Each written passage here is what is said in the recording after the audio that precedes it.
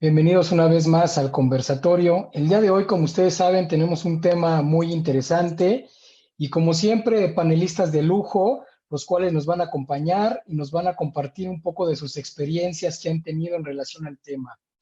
Hoy tenemos el tema de experiencias latinoamericanas de la prevención del delito en el contexto del COVID-19, México, Chile y Guatemala.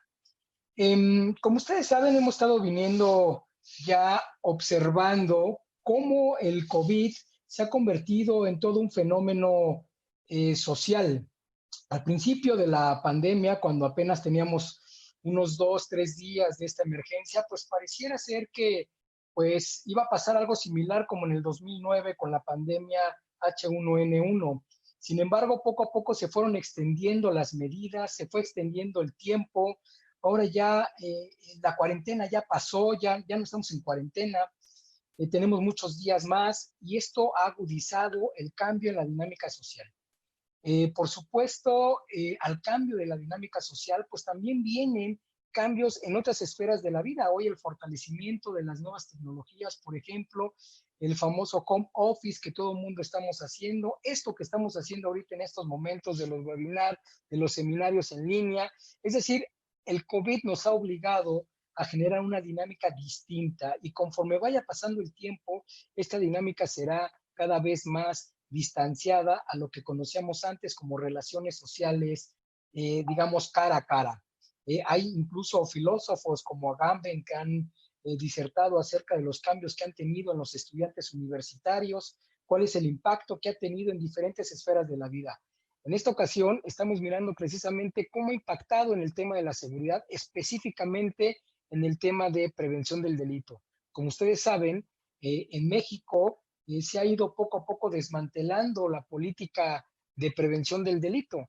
En un inicio, pues se inició, perdón la redundancia, con una estructura, una política fuerte, con un diseño bastante interesante, que venía recogiendo la experiencia en el 2010 de lo que sucedió en Todos Somos Juárez, una política transversal, una política que incluía diferentes ámbitos institucionales, se descolocaba la lógica del delito solo y exclusivamente de las agencias policiales, ministeriales o de reclusorios.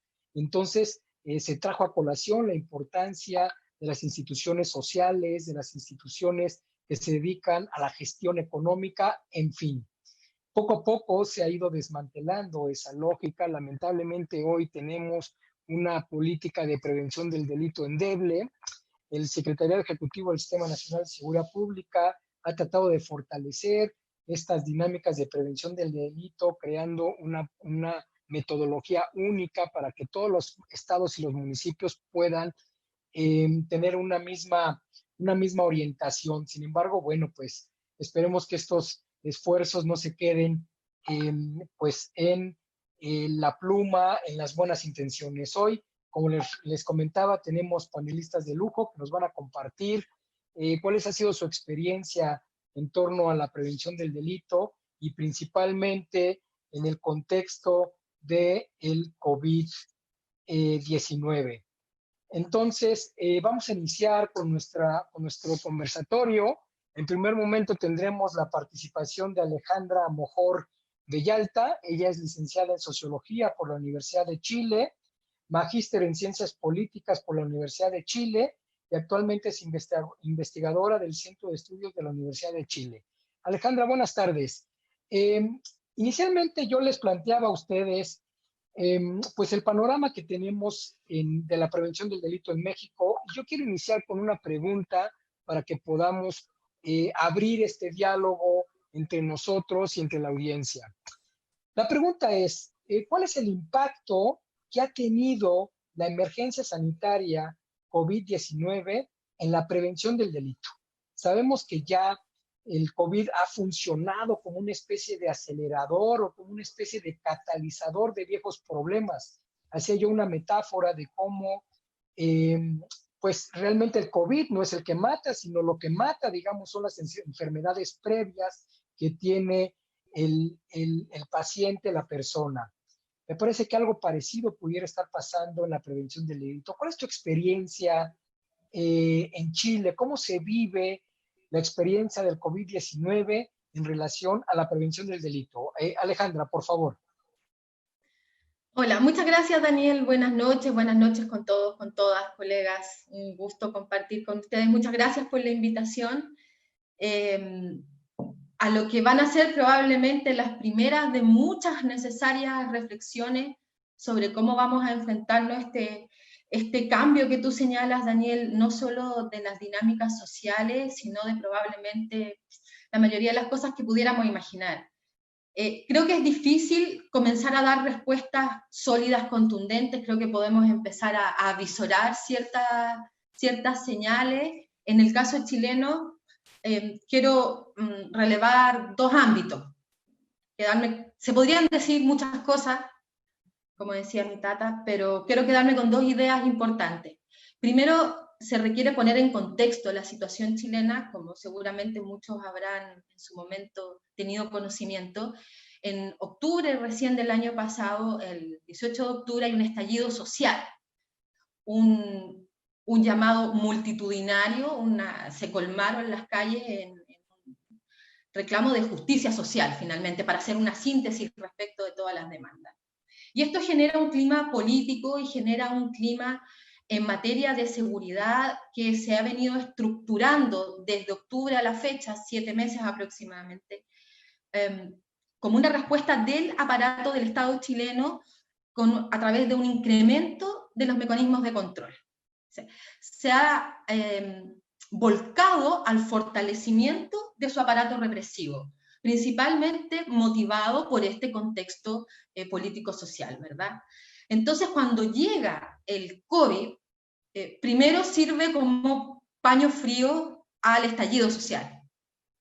Esa es una primera cosa que es importante tener a la vista. O sea, esto no ocurre en cualquier contexto, no ocurre en cualquier contexto de la expresión más clara de cómo se concibe la seguridad en un Estado. Lo que queda de manifiesto, sobre todo en las acciones del Ejecutivo, pero también de la mano del Legislativo y con un amparo del Judicial, veamos el aparato completo del Estado, es que en Chile el orden público va a ser aquello que prime por sobre cualquier otra concepción de la seguridad que tú quieras abrir hacia esta perspectiva amplia de la seguridad ciudadana, con múltiples actores interactuando, ¿verdad?, en pro no solo del control y la persecución, sino también de la prevención, de la anticipación, del análisis de factores de riesgo. Hay una expresión clara, creo que podría estar mucho rato, no me tomé el tiempo, tú sí me lo estás controlando, ¿no? Hay mucha norma que ha sido aprobada en los últimos días, que está hoy en discusión en sala, que a lo que tiende, como digo, es aumentar el vigilantismo, es decir, se anuncian mayor número de cámaras con mejor tecnología, dispuestas por mayores puntos de la ciudad, una reforma completa al aparato de inteligencia del Estado, todo esto del ámbito represivo. Bueno, pues si estamos hablando de prevención del delito, ¿por qué me sales con esto? Porque curiosamente, una de las figuras públicas que ha encabezado la inauguración de o el anuncio de estas nuevas cámaras, de este nuevo aparataje, es la subsecretaria de Prevención del Delito. ¿Ya? Y aquí entro al tema. La política pública hoy día en materia de prevención del delito está sujeta a un devenir político que nos lleva a refortalecer, porque veníamos en un proceso, ¿verdad?, de resignificar la seguridad, estamos vuelta atrás por donde lo mire, y aquí podríamos estar largo rato, pero no me quiero extender más en esto, sino más bien dejar aquí un tema, ¿verdad? Porque creo que si bien el contexto chileno es particular respecto de la magnitud del estallido, en diferentes países, no solo de nuestra región, estamos viendo como la situación COVID ha llevado a un cuestionamiento no solo del cambio de las dinámicas sociales, sino de qué dinámicas sociales queremos. ¿Vamos a esperar que llegue un virus y nos mate a todos porque no hay cama? Entonces nos llevamos a cuestionar nuestra relación con el Estado. Y el primer deber del Estado, aquello que lleva a que el Estado se consolide como tal en su época moderna, es la provisión de seguridad de manos del aparato público con el uso monopólico de la fuerza legítima, ¿verdad? Luego nosotros nos pusimos a hablar de prevención y complejizamos todo esto hacia la seguridad ciudadana. Pero ahí está la esencia del Estado y hoy está en crisis respecto de una materia más profunda, que tiene que ver con el compromiso y la responsabilidad del Estado respecto del ciudadano. ¿Ya? Temazo. Y esto me lleva a mi segundo punto, que ya pensando más desde el punto de vista de la prevención y con una mirada desde la epidemiología, como hemos aprendido a verlo en América Latina también, con un enfoque en los factores de riesgo y protectores, lo que estamos viendo es que todos estos factores de riesgo a nivel individual, familiar, comunitario, institucional, están siendo sometidos a una crisis diferente de lo que hemos visto. En Chile se ha estimado, leía esta semana, hace un par de días, que se podría incrementar en un 43% el abandono escolar. Abandono escolar, un factor de riesgo para el inicio de carreras delictuales o consolidación de estas, etc. Luego, todos nuestros países han visto el incremento de las denuncias por violencia intrafamiliar, violencia contra la mujer en el contexto del encierro, ¿verdad?, del aislamiento, etc. Entonces, lo que estamos viendo por una parte es cómo todos estos factores de riesgo a diferente nivel, sobre todo en aquellos sectores que hemos denominado las poblaciones en situación de vulnerabilidad. Vamos a resignificar el concepto de vulnerabilidad después de esto. Ya, todos nuestros indicadores nos quedaron chicos. ¿Cómo los pensamos y cómo medimos el territorio de nuevo para poder rediseñar y refocalizar políticas de prevención? ¡Wow! ¡Qué desafío que se nos viene! Porque además otra cosa que ha sido un soporte fundamental en América Latina también va a entrar en crisis. Y es todo el aparataje comunitario del que nos hemos hecho para poder solventar estrategias preventivas, participativas, corresponsables. ¿Dónde queda lo comunitario si tenemos que abandonar el espacio público o estar a 1 metro de distancia? ¿Verdad? Y esto, si le suma, en el caso chileno, el recrudecimiento del vigilantismo y la copación de los espacios allí donde es estratégico, a través del personal de seguridad, ya no solo policía, en caso chileno militares también están cuidando las calles. Yo sé que esto en México no es una novedad, en el caso chileno, créanme que luego de 17 años de dictadura es un momento traumático, ¿verdad? Pero quiero agregar un elemento asociado a esto territorial que ocurre, creo que ya estoy en mi tiempo, Daniel, tú me dices nomás y yo me callo. Un elemento adicional respecto de los territorios, y es que uno de los temas que nos ha ocupado y que siempre nos ha complejizado más ciertos espacios son estos barrios que están tomados por el crimen organizado. Hoy día también, así como muchos otros mercados, los mercados ilegales están enfrentando una crisis. Son más rápidos en adaptarse, van a encontrar nuevas rutas y nuevas formas para hacer el traslado, ¿verdad? Pero ¿qué pasa en los territorios cuando hay un copamiento policial? Cuando hay inmovilización, cuando ya no es tan fácil pararse en la esquina a vender, ¿verdad? ¿Y qué pasa además cuando este recrudecimiento de las condiciones de vulnerabilidad de estos territorios llevan a que haya un mayor desempleo y por lo tanto una mayor cantidad de mano de obra disponible también para estas redes ilegales? Que como bien sabemos, en ausencia del Estado, es el crimen organizado el que viene a cumplir las funciones, ¿verdad?, que el Estado no pudo cumplir. Bueno, estas son, yo creo que dos grandes ideas de lo que se nos viene, más allá de lo que está ocurriendo hoy día en la contingencia. Por una parte, un escenario político institucional que no es favorable a la prevención del delito, que más bien es criminalizador, ya no solo de las prácticas delictivas, sino también del movimiento social en una buena medida, y que esto lleva a una toma de posición respecto a cuál es el rol del Estado en materia de seguridad. Y en un segundo nivel de cosas, qué es lo que está pasando en los territorios, qué es lo que está pasando con el recrudecimiento de estos factores de riesgo, con la destrucción de lo comunitario, que cómo vamos a reconstruirlo después, yo no sé, y los territorios, estos mismos territorios sometidos a las inclemencias del tiempo y de la criminalidad organizada. Ahí está, muchas gracias. Muy bien, Alejandra. Pues qué interesante esto que nos comentas, ¿no? Sobre el contexto que están viviendo ya ustedes y cómo viene el COVID. Dices, a darle un balde de agua fría al movimiento social. Y bueno, bajo este contexto, la prevención del delito pues parece que cada vez más agoniza, o si no es que ya está muerta. Con esta lógica del vigilantismo, estas lógicas de las, digamos, una prevención situacional que puede llegar a estos procesos de criminalización de la protesta, es bastante complicado, ¿no? Como tú mencionas, y me parece que es algo muy, muy acertado que no podemos dejar de mirar, es si una de las partes importantes de la prevención del delito, principalmente de la prevención social del delito, tiene que ver con el contacto con la comunidad. Ahora, con este distanciamiento social, pues, ¿qué va a pasar? ¿Qué vamos a hacer? No sabemos para cuándo pare esta tendencia epidemiológica.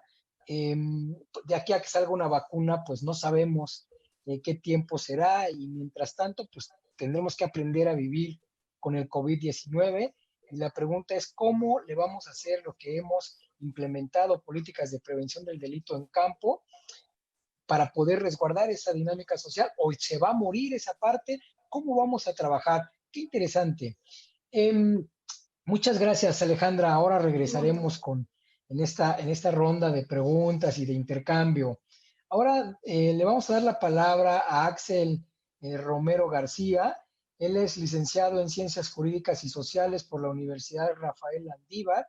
Él es licenciado en Ciencias Policiales, especialista en Policía Comunitaria de la Universidad de Occidente, maestro en Gestión de Planificación del Desarrollo por el Instituto Centroamericano de Administración Pública. Él fue viceministro de Prevención de la Violencia y el Delito del Ministerio de Gobernación de Guatemala.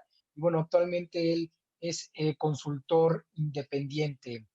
Axel, cuéntanos, ¿cómo es la situación en Guatemala con estas dos vertientes, COVID y prevención del delito? Bien, en el caso de Guatemala, yo creo que hay que hacer también una contextualización. Nosotros en el periodo de gobierno anterior habíamos venido desarrollando una serie de instrumentos para la prevención de violencia que empezaban a transformar la forma en que se ejecutaba la prevención dentro de los territorios, pasando de algo que se hacía como muy manual, como muy artesanal en los territorios, con muy buena voluntad, pero con muy poca base y fundamento de evidencia. Elaboramos un modelo de planificación por resultados de la prevención que tiene 4 cadenas de impacto que creo que son muy importantes para contextualizar Guatemala. Primero, toda la parte del crecimiento de la persona, o sea, toda la evolución biológica y las diferentes etapas con que el individuo tiene que pasar para poder tener estos relacionamientos en las diferentes etapas de su vida. El segundo, que es sumamente importante, que tiene que ver con el proceso de formulación de procesos de multiculturalidad. Guatemala es un territorio muy pequeño, somos 16.3 millones de habitantes, pero tenemos 22 culturas mayas, la cultura criolla mestiza y la cultura garífuna, que tiene 19 tipos diferentes de culturas dentro de la cultura afrodescendiente dentro del país. Entonces tenemos 22 pueblos indígenas, tenemos 19 expresiones culturales afrodescendientes y la mestiza. Eso genera realmente un proceso difícil porque todos los territorios tienen identidades propias. Tienen un idioma, tienen una cultura, tienen una idiosincrasia, una cosmovisión completamente distinta. Y esto genera un problema en el tema de políticas públicas porque tradicionalmente nosotros tratamos de generar políticas públicas generales y universales. Y en el caso de Guatemala no podemos implementar cuestiones generales y cuestiones universales. Por el otro lado, nos fuimos también a trabajar toda la parte que es un poquito más general, que es la prevención social en el desarrollo del entorno y el mejoramiento de las condiciones de las comunidades, y también un poco el trabajo de la violencia en el hogar, que realmente creo es una de las situaciones que merece mayor atención dentro de este proceso del COVID, y es el que tenemos más descuidado porque la política pública no se mete mucho en la casa o en el hogar de las personas. O sea, es algo que hemos tenido un poquito más relegado y hemos especializado muchísimo más todas aquellas estrategias que tienen que ver con la recuperación del espacio público, con la prevención situacional, con el proceso de generación de vínculos dentro de la comunidad y obviamente con tratar de resolver los problemas que cada una de las comunidades tiene. En este sentido, nosotros logramos hacer un proceso de formación de comisiones de prevención de la violencia a nivel nacional. En Guatemala son 340 municipios, logramos armar 300 comisiones de prevención que están lideradas por su alcalde, de donde logramos hacer 170 políticas municipales de prevención que son especializadas para los problemas de cada lugar. Pero el 15 de enero nosotros hacemos un cambio de gobierno. El año pasado fue un año electoral, tenemos renovación de las autoridades municipales, renovación de las autoridades nacionales y renovación del Congreso de la República. Y esto representa el primer problema para el 2020, porque tenemos una camada nueva de funcionarios, tanto a nivel local, en las municipalidades, cerca del 60% de los actores municipales cambiaron, son nuevos alcaldes. Obviamente todo el Ejecutivo tiene nuevos funcionarios y obviamente el Congreso de la República también tiene nuevos diputados. Un recambio bastante grande. En este término es difícil hablar de una continuidad de política. O sea, en América Latina tenemos una tradición muy corta de continuidad en procesos de política.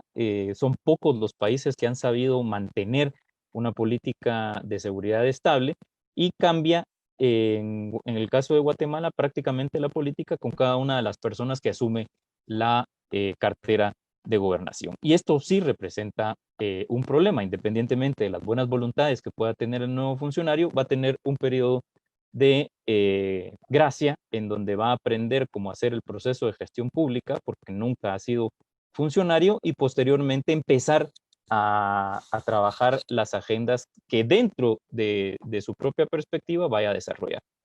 Entonces, esto tarda 6 u 8 meses. Y la semana pasada volvemos a cambiar al ministro de Gobernación, que es el encargado de la cartera de Interior y de Seguridad. Entonces, tenemos un nuevo ministro que tiene 4 días.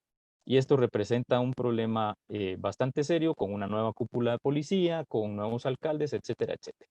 Entonces, realmente y en forma muy curiosa, el COVID vino a darle un respiro a la autoridad nacional. ¿Por qué? Porque nosotros tenemos desde el 13 de marzo de tener una cuarentena que hasta el día de hoy se está cumpliendo en diferentes etapas y en forma parcial. Pero el hecho es de que solamente las actividades que tienen que ver con resolver la crisis del COVID tiene una apertura al 100% en horario de 5 de la mañana a 16 horas. De 16 horas a 5 de la mañana hay un toque de queda total, en donde ya no te puedes movilizar por la ciudad, y no tenemos transporte público desde el 13 de marzo. Nosotros amanecimos lunes 14 de marzo sin servicio público de transporte. Entonces, toda la dinámica social se detuvo.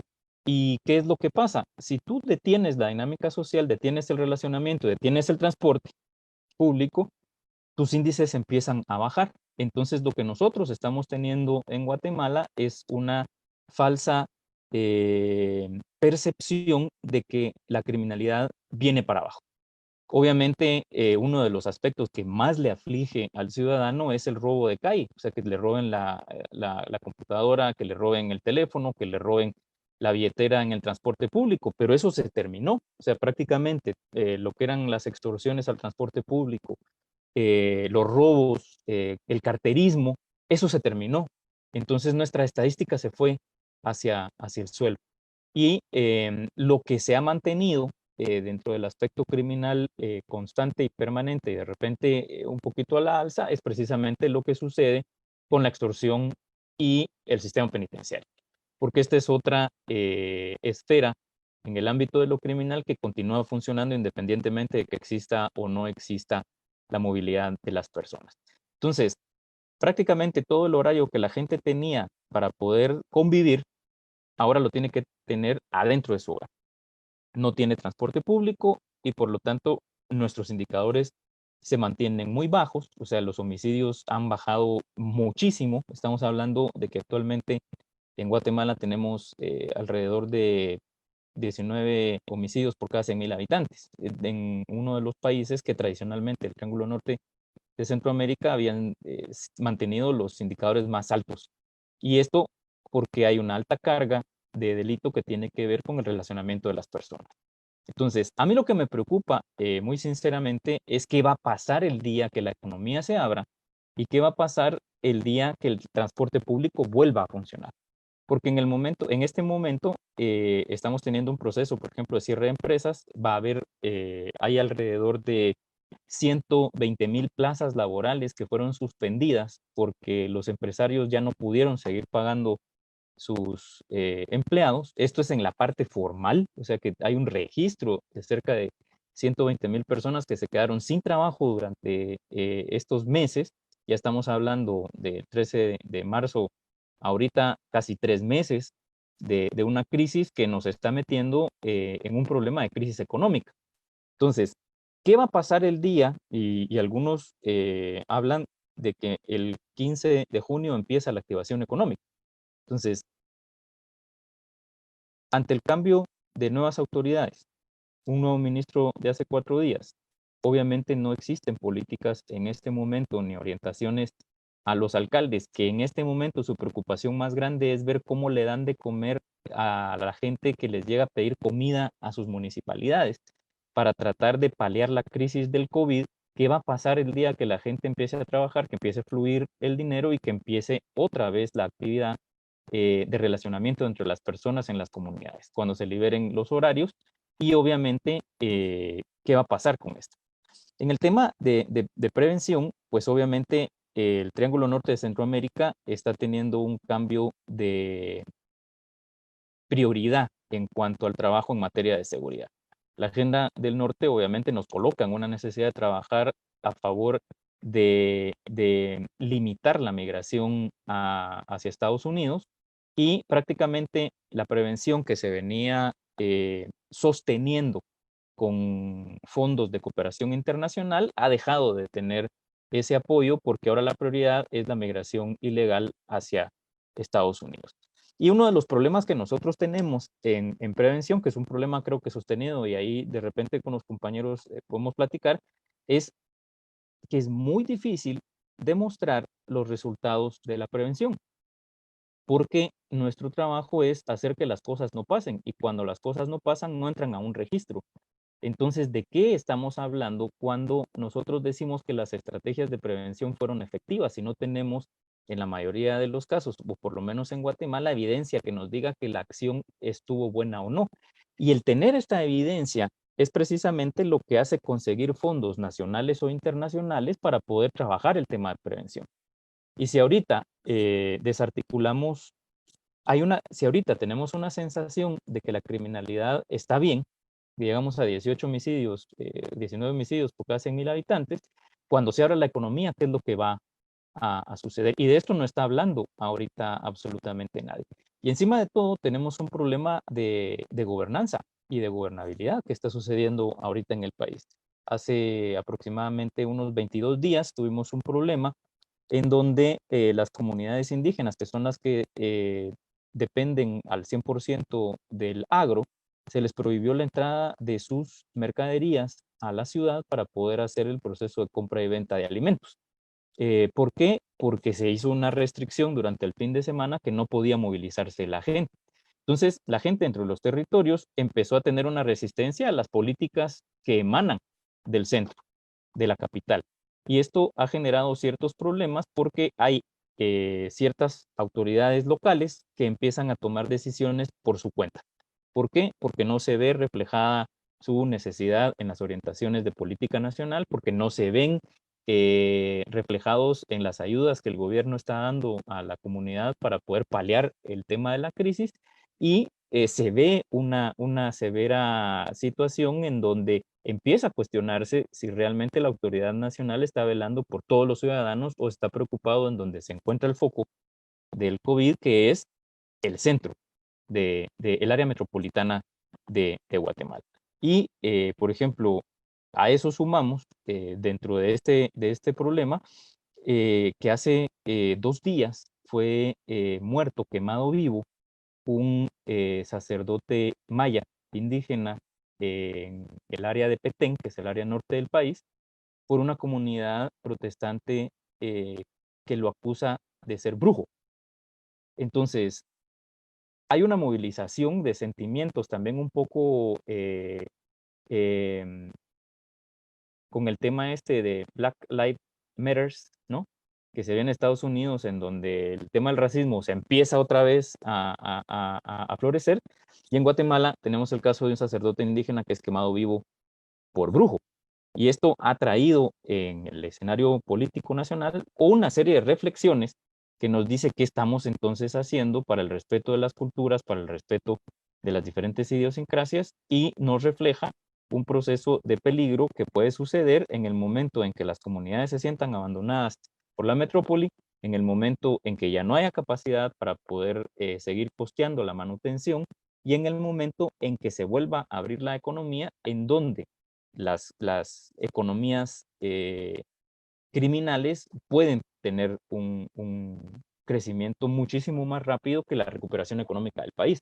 Nosotros sabemos en este momento, por ejemplo, que el tema de tráfico de personas, el tema del tráfico de drogas, el tema de tráfico de muchísimas cosas se detuvo, simple y sencillamente porque la gente no puede transitar dentro de las carreteras. Y es muy fácil evidenciar un camión que va con gente de la frontera de Honduras a la frontera de México, con gente, es muy fácil identificarlo. Entonces esto ha hecho que el tráfico de personas, por ejemplo, les esté costando un poco más. El tráfico de drogas les está costando un poco más. Y el tráfico en toda la parte de la frontera México-Guatemala les está costando el tema este de la gasolina, de otros productos lícitos, pero con una economía informal e ilícita. Entonces, el crimen en su totalidad paró. Y la preocupación que es sobre la cual creo que también podríamos platicar es, en el caso de Guatemala, ¿qué va a suceder el día que se abra la economía y las múltiples economías? Porque el tema de la prevención ahorita pareciera que no es importante porque no estamos teniendo un momento de crisis, que esto también entra mucho en la psicología del tomador de decisiones. La prevención no es urgente, por lo tanto no es algo a lo que se le deba invertir, pero cuando la prevención o cuando el control de la criminalidad falla, se le echa la culpa a la prevención porque no hubo suficiente previsión para que los hechos no sucedieran. Entonces, el escenario para nosotros, creo, en el caso de Guatemala es inverso. ¿Qué vamos a hacer para mantener estas estadísticas que se fueron muy abajo en el momento en que se abre el transporte, se abre la economía, se abran los temas de relacionamiento? Nosotros hacíamos una evaluación hace algunos años y cerca del 30% de los homicidios que ocurren o que quedan registrados en la estadística criminal tienen que ver con problemas de relacionamiento dentro de la comunidad. Entonces, la preocupación es esa. ¿Qué vamos a hacer? ¿Estamos o no estamos preparados para abrir la economía? ¿Estamos haciendo algo como país para prepararse para ese proceso? Porque estoy completamente seguro de que así como vamos a regresar a una parcial normalidad, vamos a regresar a una normalidad de las estadísticas que en el caso de Guatemala son bastante altas en cuanto al robo a vehículos, a personas, a viviendas y obviamente todos estos problemas de relacionamiento.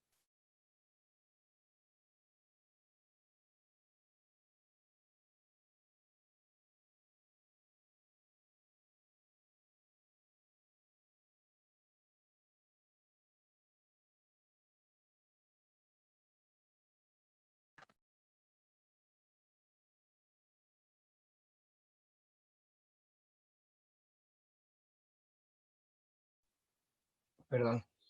Decía yo que qué terrible, ¿no? El escenario para la prevención del delito. Me parece que en Latinoamérica compartimos muchas de las problemáticas, evidentemente, pues con las diferencias que tenemos, por ejemplo, en el caso de Guatemala, con el toque de queda que forza a que haya un verdadero distanciamiento social y pues evidentemente pues si la gente no tiene contacto, pues ciertos delitos tienden a disminuir. En el caso de México, si bien es cierto que no tenemos una restricción como la de ustedes, pues también los índices de delincuencia han bajado, principalmente los que no están relacionados con violencia, robo de vehículos sin violencia, robo a casa habitación sin violencia.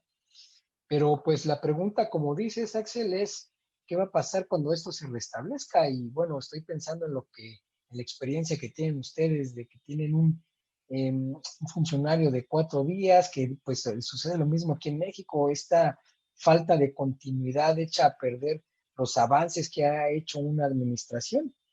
Y también pues politizada la prevención del delito, como decía esta Ale hace un momento, ¿no?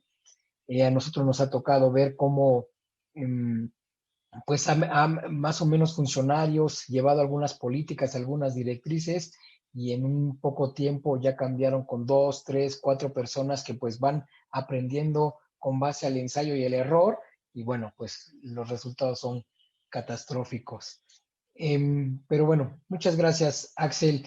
Ahora pues demos la palabra a Ulises.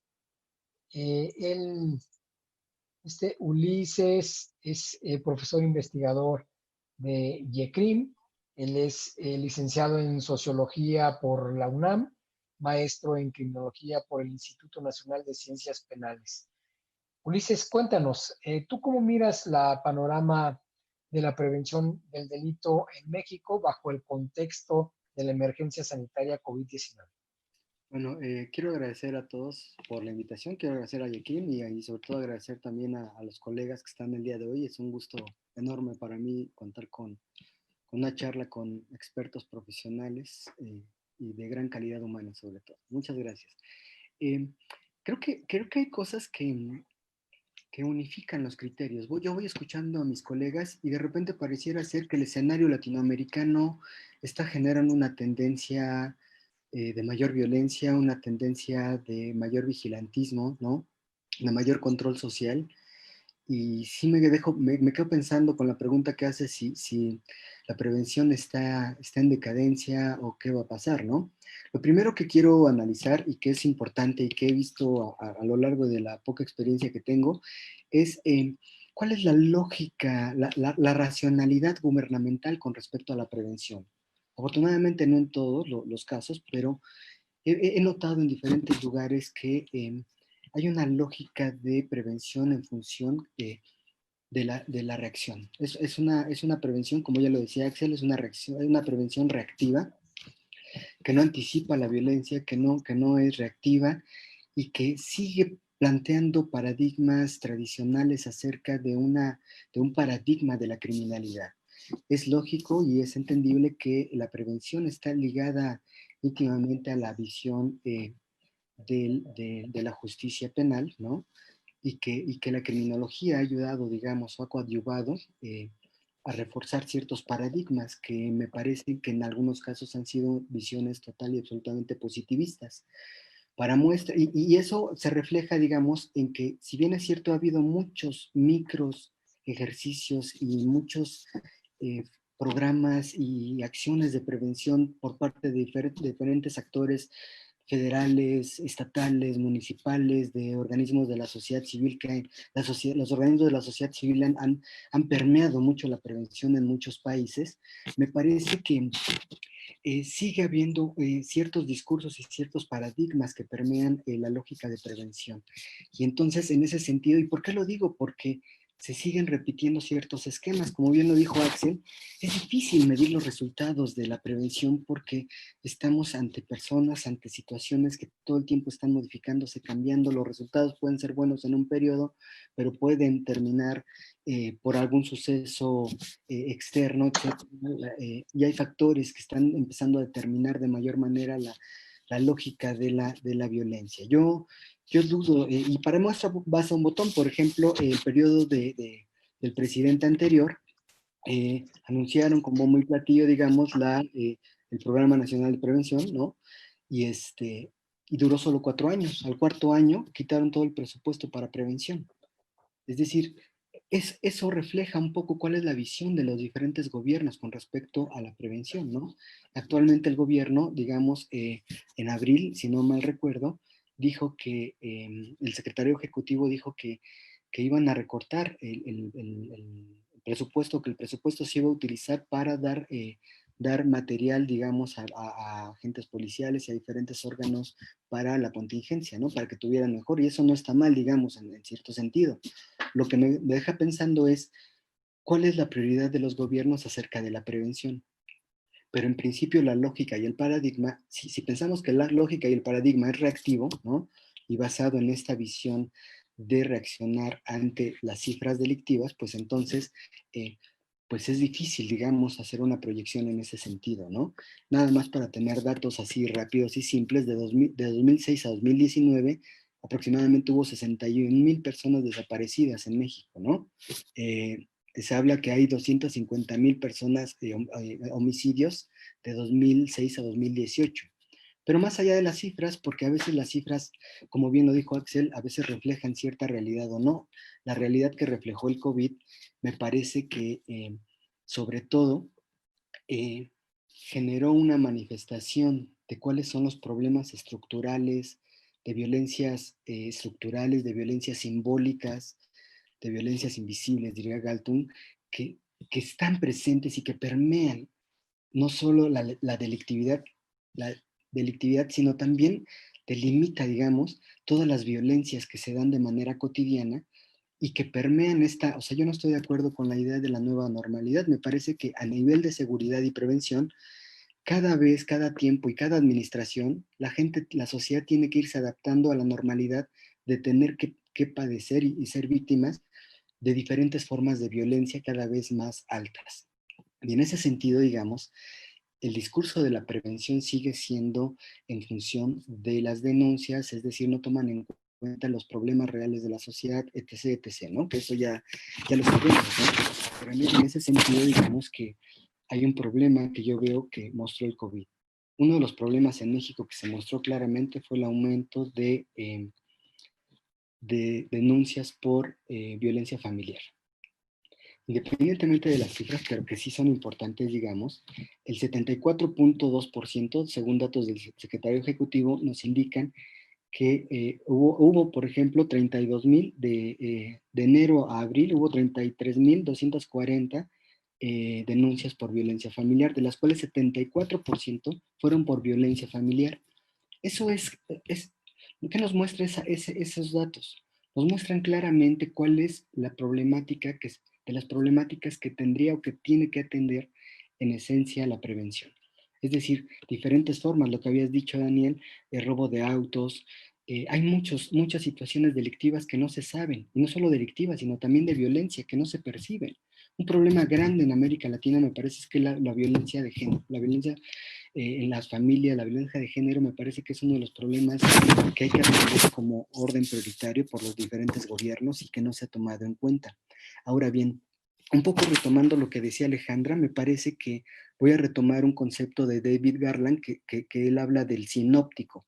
Él dice que ya no estamos en un panóptico, es decir, donde un gobierno, donde hay un ojo que vigila a través de los sistemas de cámaras y eso, sino que ya la tecnología se vuelve un ojo que nosotros permitimos entrar a nuestra casa. Y en ese sentido, uno de los pilares, digamos, de la prevención es la participación ciudadana, la relación con los policías, que ahorita está muy fragmentada en diferentes lugares, en México, en lo que dice Axel en Guatemala, etcétera.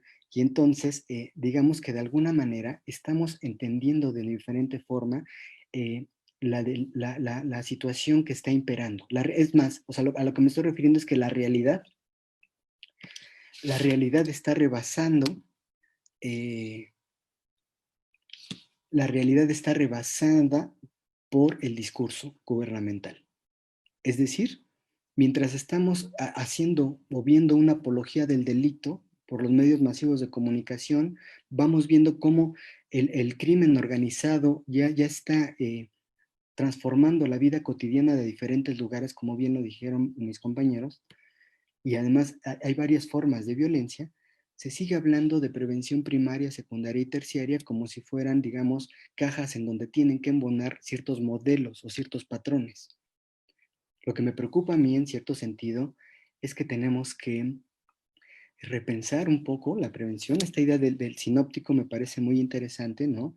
Porque de alguna manera vamos generando, el gobierno, me parece que cada vez más gobiernos van generando formas de control mucho más sutiles y eh, mucho más punitivas. Yo me atrevería a decir que varios gobiernos están empezando a mostrar flashazos y no flashazos, sino ya hechos concretos, como es el caso de Chile, como son varios casos de autoritarismo, ¿no? Disfrazado de la militarización de México, ¿no? La ley que acaba que está todavía, que fue el primer programa, el primer conversatorio que hubo con Yecrim, mostró claramente, ¿no? Cuáles son los problemas que enfrentamos y cómo cada vez los gobiernos van generando diversas formas de violencia legitimadas por ellos mismos.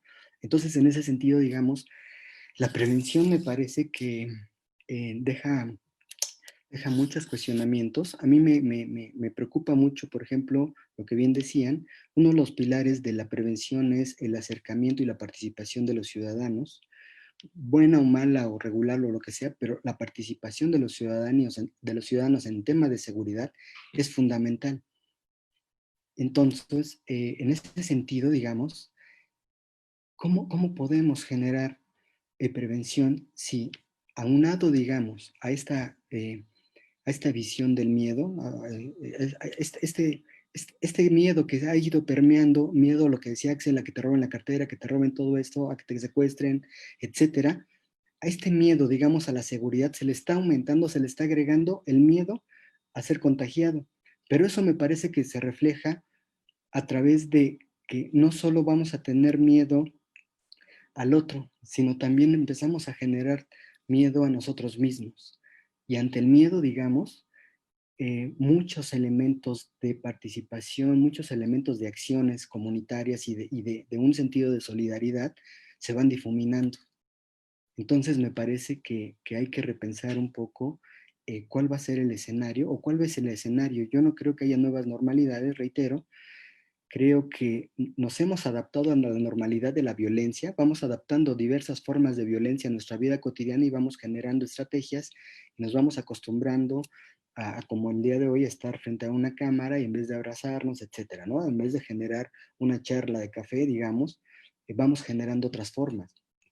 La gran pregunta es, o sea, si la prevención en algún sentido se va a tener que modificar de acuerdo a la realidad que estamos mostrando, o si en cierto sentido pues vamos a transformarla. Porque también es cierto lo que decían, cada gobierno viene con una idea, con un paradigma de prevención que por lo general no cambia mucho y que en realidad lo que hace nada más es reforzar el discurso, no los hechos ni las acciones. Entonces, esta situación, esta forma cotidiana de vivir a partir de lo efímero y de la incertidumbre, aunada al miedo, me parece que va a ser un gran reto de volver a generar otra forma de relacionarnos y de estructurar formas de disminución de las violencias y las delincuencias. No se escuchan. Muchas gracias, Ulises. Sin duda, pues COVID viene a mover muchas plataformas, muchas situaciones. Tenemos el caso, por ejemplo, de El Salvador con Bukele, que como dices, pareciera ser una tendencia en Latinoamérica para endurecer el tratamiento de la criminalidad. Ante la ausencia de una propuesta viable que pueda resolver los temas, pues este tipo de sistemas punitivos, de populismo punitivo, siempre estarán presentes, ¿no? Como bien dices, acá en México recién acaba de haber un decreto en el cual se le da tácitamente facultades a las Fuerzas Armadas para que tengan tareas de seguridad pública. En el 2010, cuando se generaron una serie de secuestros muy mediáticos por las personas los familiares de las víctimas pues tenían alguna posición, algunos eran empresarios, pero tenían como cierto capital político que les pudo visibilizar sus casos.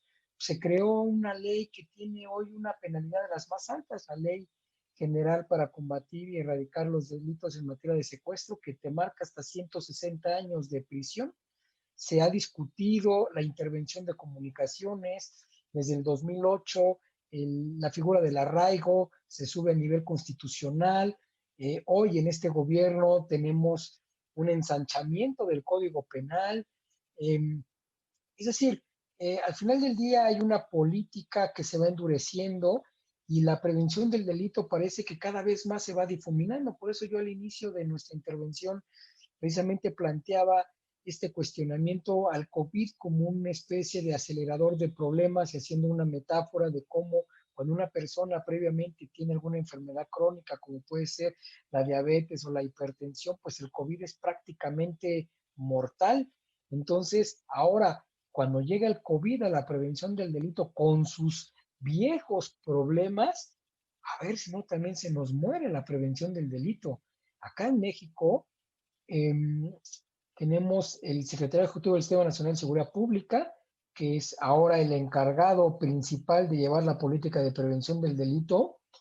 Pues se toma desde el Ejecutivo la iniciativa, la propuesta, se le deja a consideración de los municipios reprogramar el recurso del programa de prevención del delito. Y bueno, la gran mayoría de los municipios que designaron un presupuesto para prevención del delito, pues prácticamente lo redirigieron para escenario COVID. Entonces, tenemos muy poco recurso para poder implementar esquemas de prevención del delito y ahora está dirigido básicamente a la violencia familiar y de género.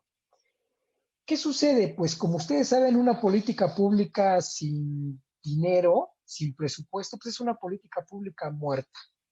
Tenemos municipios que ni áreas de prevención del delito tienen, algunos otros que tienen una persona o dos personas, hay otros que están muy fortalecidos, como es el caso de Chimalhuacán, que tiene hasta 40 personas funcionando. Eso es un caso bien emblemático, hemos tenido la oportunidad de estar trabajando ahí con ellos, un caso muy emblemático porque ha trascendido su gestión el comisario y los funcionarios que están encargados de llevar la prevención del delito y han logrado cosas interesantes. En otros municipios, pues ha sido catastrófico también porque hay una rotación continua del personal. En fin, hay problemas previos a COVID-19. Acá en particular en México se le cerró aún más la llave al presupuesto de prevención del delito. Y bueno, pues también hay una política nacional que hay como una especie de desdibujamiento entre política social y política de prevención. Y me parece que ahí es un gran vacío en el cual podemos hundirnos y llevar, digamos, a la muerte, a la prevención del delito. Tenemos algunos comentarios ya con nuestra audiencia. Ian Rebull dice, el Estado solo nos ofrece la prevención mecánica o técnica del delito, con lo cual se agrava la inseguridad cognitiva de la población. Se apuesta más en la parte reactiva que en la parte educativa. Es un punto importante porque realmente la prevención del delito para la gran mayoría de los gobiernos no es políticamente rentable. Es más rentable generar estrategias reactivas, operativas, de operativos conjuntos que desmantelen bandas de secuestradores, bandas de tráfico de armas, etcétera, porque es más mediático. Acá cuando nosotros tuvimos al presidente Vicente Fox, era una estrategia mediática incluso que caía en la apología y en lo grotesco, estar mostrando las detenciones, cómo se incautaba dinero, armas, etcétera, y que generaba también a su vez una percepción del delito pues mayor. Entonces, ¿ustedes cómo viven esa parte entre la lógica reactiva y preventiva de la prevención del delito en el contexto COVID? O sea, Alejandra, ¿tú piensas que en el caso de Chile se esté fortaleciendo. Ya nos decías que se fortalecía cada vez más esta lógica del vigilantismo y de la criminalización del movimiento social. Pero ahora con este desmantelamiento, con este desdibujamiento de la prevención del delito, ¿cómo miras el escenario en Chile?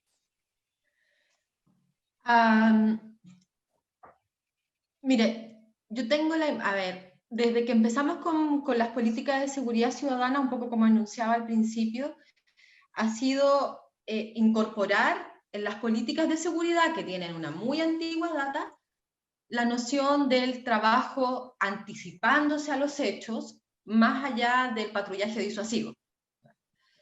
Y eso no ha sido un proceso fácil en ningún país de América Latina. En Chile, bien tempranamente se contó con programas territorializados, se contó con diseño de política, con política nacional el año 2005, luego con estrategias, planes anuales.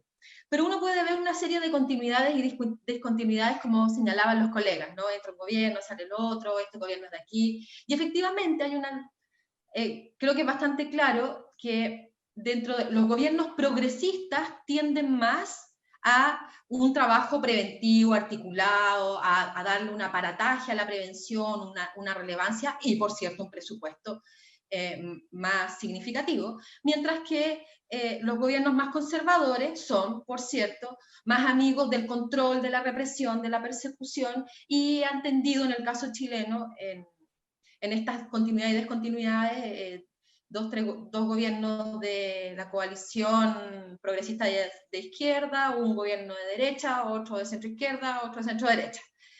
Entonces lo que tú has visto es un ir y venir del énfasis en prevención, sobre todo en este principio de la prevención que tiene que ver con lo local, con el trabajo territorial. O sea, más allá de los grandes discursos, de los grandes documentos de políticas nacionales, cómo efectivamente se trabaja a nivel territorial.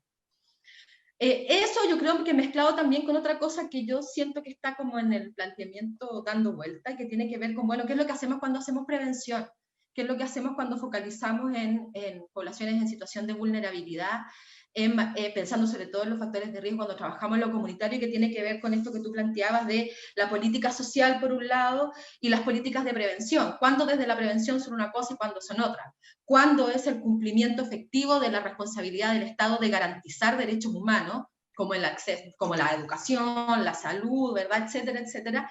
Y cuando nosotros los trabajamos desde el punto de vista de los factores de riesgo para el inicio de carreras delictuales y se transforman en políticas de prevención.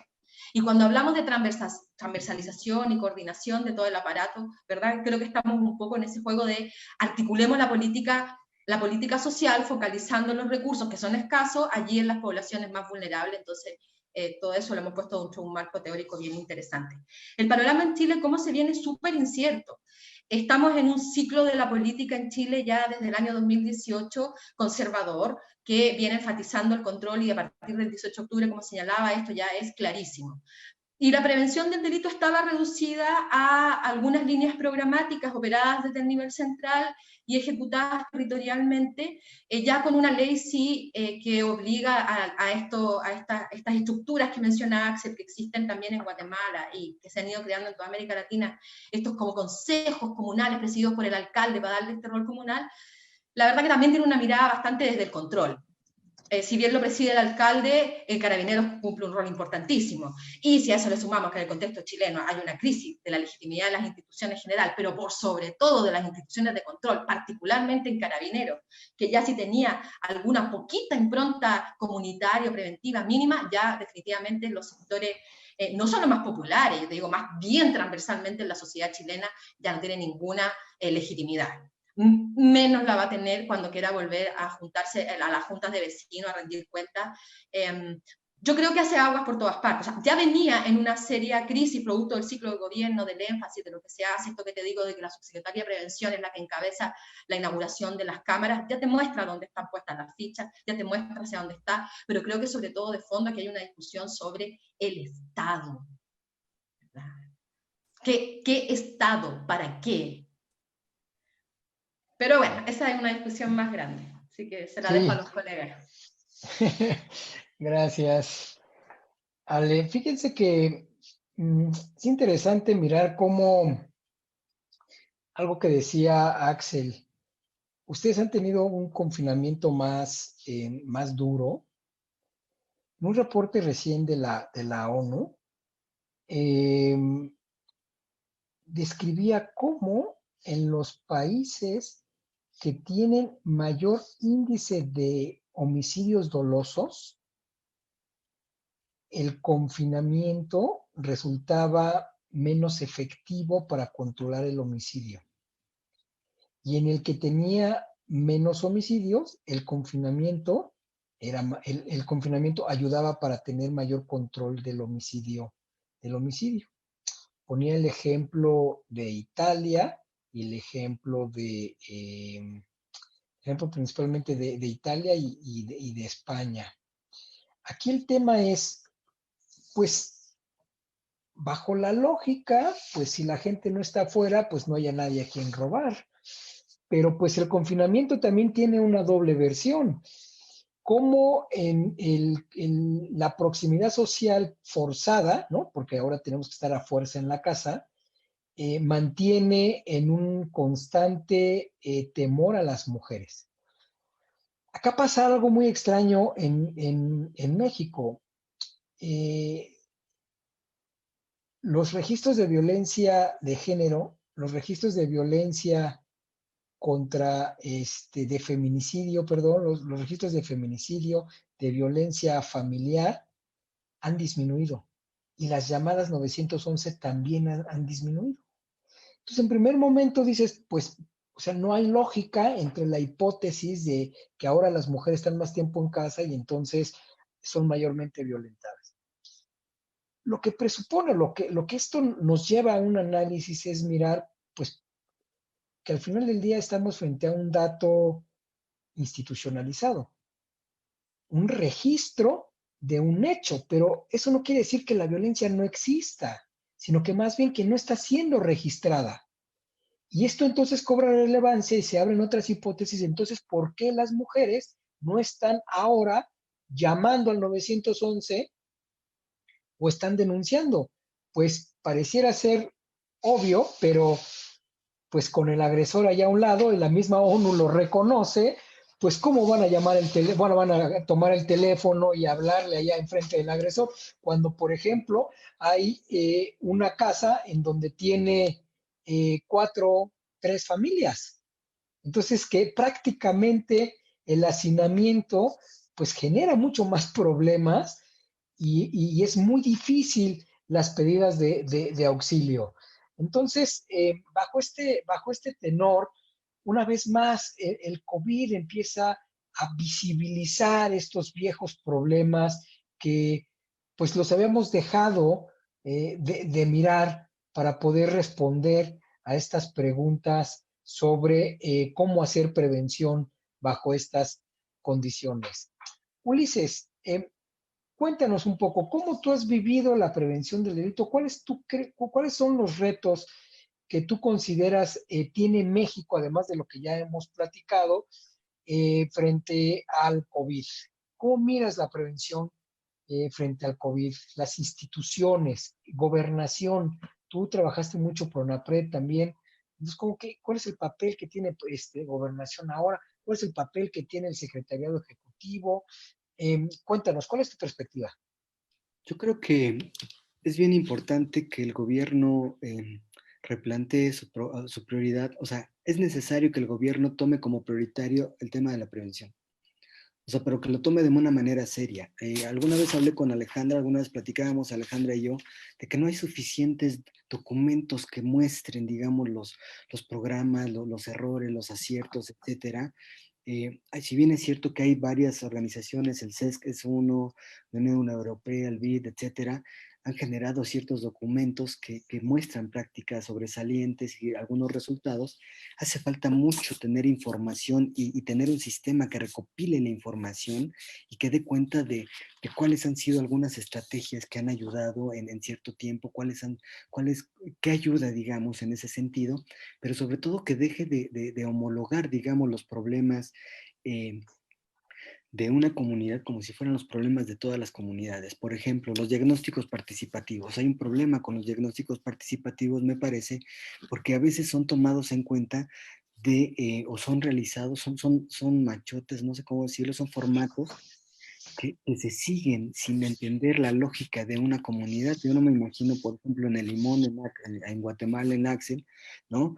O sea, un formato que te dice si hay señalizaciones, ¿no? O aquí en diferentes espacios donde de repente no hay acceso a los servicios como alumbrado, etcétera. ¿Me explico? Entonces, y además no solo eso, sino, o sea, realmente los diagnósticos deben de hacerse en función de la propia comunidad. Es decir, deben de generarse metodologías que atiendan elementos de la comunidad, pero el gran problema que tenemos primero, me parece, es una falta de continuidad. Es una falta de visión gubernamental con respecto a la prevención como un mecanismo que ayude a disminuir la violencia, las violencias y la delincuencia, ¿no? Esa es una primera mirada que tendríamos que analizar. La cuestión de la temporalidad de los programas y la evaluación de los programas. A la fecha siguen sin evaluarse muchos programas. Se evalúan, digamos, de manera, el PRONAPRED, todo esto se evalúan, pero de manera administrativa. ¿Me explico?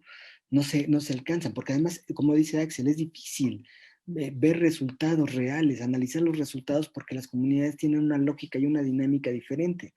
En ese sentido, digamos, me parece que hay que tomar más en cuenta, digamos, a través de los diagnósticos y de diferentes mecanismos, eh, elementos de violencias que por lo general no se ven. Y elementos, como decía hace rato, crimen organizado, todas estas situaciones o fenómenos que no se toman en cuenta, pero que están presentes cotidianamente y que hacen eh, una forma de vida distinta, o que hacen una forma de vida normalizando la violencia, ¿no? Decía hace rato Ale la idea del Estado, ¿no? Michel Foucault dice que el gobernar es estructurar el campo de la acción posible de los otros.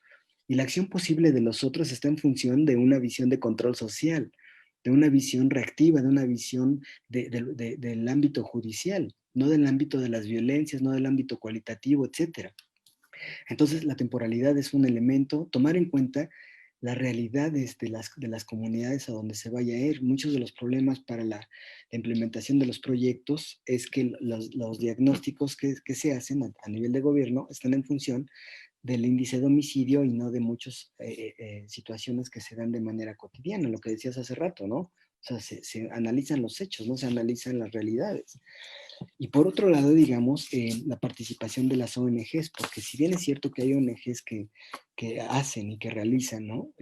Muchas acciones y que tienen toda la actitud y la intención y que buscan los mecanismos, pues también hay ONGs que se la pasan simulando e improvisando, igual que el gobierno. Me parece que uno de los problemas también graves a veces de los gobiernos es la improvisación. Axel tiene 14 años en prevención, entonces ya no es improvisado. Él logró ciertos elementos de estadísticas a nivel Guatemala, etcétera, ¿no? Alejandra Mora ha hecho muchas propuestas en diferentes gobiernos, etcétera. Entonces, ¿a qué es a lo que voy? De que hay posibles soluciones, hay posibles estrategias, pero el problema es que haya oídos que escuchen y que entiendan, o que, no sé si que entiendan, no sé si la palabra correcta es entender, sino que más bien se comprenda la prioridad del problema y que se entienda que la prevención es un elemento que podía coadyuvar a mejorar o transformar, a hacer cambios sociales. Pero a veces las cuotas políticas pesan más. A mí siempre me causa una situación complicada cuando hablan de voluntad política. Me parece que los políticos no deberían de tener voluntad, ¿no? Deberían de tener una actitud de servir a la gente, ¿no? O sea, no tenemos que esperar que los políticos tengan buena o mala voluntad. Desgraciadamente en América Latina buena parte es así. Entonces eso obstruye, digamos, ¿no? La implementación de los programas. Creo que en México debe de generarse una cuestión de temporalidad, cambiar algunas estrategias, metodologías y paradigmas con respecto a la prevención y entender las situaciones emergentes que se van a dar, que se están dando y que se van a dar con todo este proceso del COVID, ¿no? Porque es evidente que van a modificarse diferentes formas de violencias y criminalidad en algunos sentidos, ¿no? Por ejemplo, el robo hormiga, el robo a pequeñas tiendas, ¿no? Si estamos hablando que un buen porcentaje de la población en México, ya lo dijeron, el gobierno federal va a estar en una situación de pobreza, entonces se van a aumentar diferentes factores de riesgo, como es la pobreza, el desempleo, la educación, etcétera, muchas escuelas están cerrando, muchas, etcétera, entonces se van a aumentar factores de riesgo y entonces van a aumentar ciertos elementos de vulnerabilidad y de captación del crimen organizado y de diferentes organizaciones criminales y pequeñas formas de delincuencias emergentes, ¿no? Bien, Ulises, qué interesante, ¿no? El panorama es pues complicado. Alejandra, me mandan una pregunta para ti. Me dicen, André me dice, ¿cuál es la policía que necesitamos? ¿Tú qué opinas? Gran pregunta, ¿no, Alejandra? Sí, gran pregunta. ¿Cuál es la policía que necesitamos? Bueno, ¿cuál es la policía que queremos? ¿Para qué sociedad queremos ser primero? ¿Queremos ser una sociedad vigilada o queremos ser una sociedad que vive en armonía? ¿Queremos una policía que nos proteja o una policía que nos reprima? Partamos por preguntarnos eso. Yo creo que se ha escrito, se ha reflexionado bastante, pero estamos en una transición que nos obliga a cuestionarnos esos elementos. En el caso chileno yo creo que es particularmente relevante porque lo que se ha visto a mi juicio no es una novedad respecto de cómo está trabajando la policía, sino que más bien es la visibilización ya absoluta de conductas que han estado siempre presentes, solo que bastante acotadas a ciertos grupos, territorios que bastante invisibles, digamos, para la sociedad. Y de pronto esas poblaciones, esos territorios vuelven a ser o son relevantes para todos, adquieren relevancia para todos. Bueno, y ahí habrá que preguntarse qué policía queremos. Muchas gracias, Andrés, por tu pequeña pregunta. Podemos discutirlo en interno durante un par de meses. Sí, qué cosas, ¿no? Ahora, pues acá en México, pues tenemos un nuevo modelo de policía que está orientado precisamente a la seguridad ciudadana, pero por otro lado tenemos a la gendarmería, que es un cuerpo sui generis que supuestamente tiene que ver con una proximidad social, pero que pues está conformado principalmente por exmilitares, ¿no? Por militares. Entonces, pues eso dificulta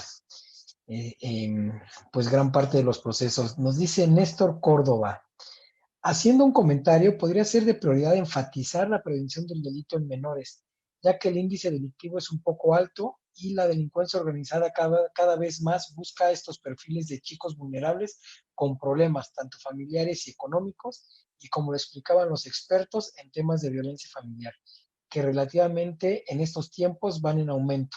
Muchas gracias por estas prácticas. Eso es un gran tema. Siempre nos estamos concentrando en adultos y en jóvenes, pero ¿qué pasa con los niños? ¿Qué pasa? ¿Cómo afecta este contexto la atención a los menores? ¿Qué opinas, Axel? ¿Cómo es la situación allá con ustedes? Bien, yo por eso hacía un énfasis. Nosotros, cuando hicimos la Estrategia Nacional de Prevención hicimos el marco lógico de planificación por resultados, encontramos 4 cadenas de impacto. Y la primera tiene que ver con ciclo de vida. Definitivamente, el tener un enfoque especializado a los diferentes momentos en que la persona construye su personalidad, empieza a hacer sus procesos de relacionamiento, aprende a tomar decisiones, es clave. Pero resulta sumamente complejo porque darle una atención al menor, por ejemplo, en los primeros 5 años de su ciclo de vida, en donde es clave, o sea, aquí estamos hablando de todo el desarrollo cognitivo, etcétera, tenemos la necesidad de recurrir a instituciones que por mandato legal debieran estar haciendo esto. Y el problema en que nos encontramos es que cuando estas instituciones no funcionan, entonces la prevención que debiera de estarse haciendo con estos muchachos, pues no está funcionando. Y el problema real es que entonces, desde la seguridad, tienen que empezar a enmendarse subsistemas que no están funcionando y que deberían de funcionar para que la sociedad en su complejo y completo desarrollo funcione bien. Y aquí es en donde los mandatos no nos permiten hacer estas interacciones. Y yo creo que por ahí precisamente tenemos que descubrir una fórmula en donde la prevención pueda meterse en otros subsistemas para poder trabajar. Alejandra decía en algún momento, bueno, hablamos de que prevención es desarrollo, pero ¿en dónde termina el tema de desarrollo en sí mismo y en dónde empieza el tema de prevención? Y este es un ejemplo súper especial.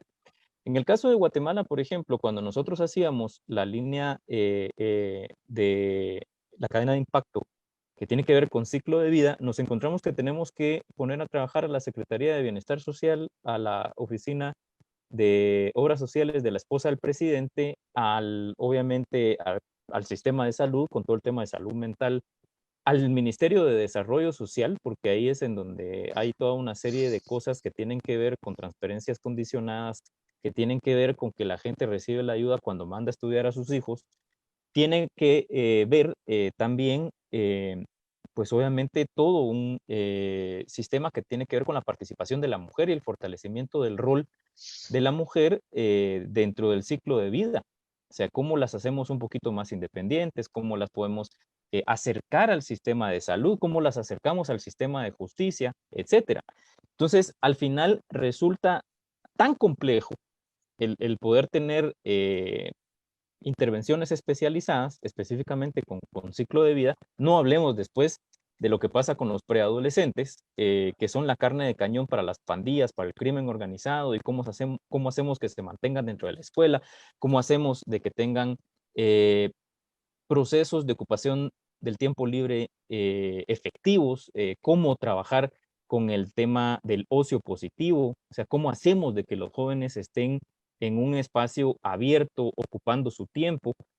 El tema de la situación, de la prevención situacional es cómo mejoramos los entornos, pero la otra parte es precisamente cómo hacemos de que la comunidad haga sostenible un proceso en donde el joven participe para poder tener vínculos positivos. O sea, resulta tan grande el proceso y el esfuerzo que tenemos que desarrollar para generar un programa de prevención en donde no tenemos el alcance a los planes operativos de las otras instituciones, o sea, tenemos que ir a convencerlos de que nos ayuden a armar el programa.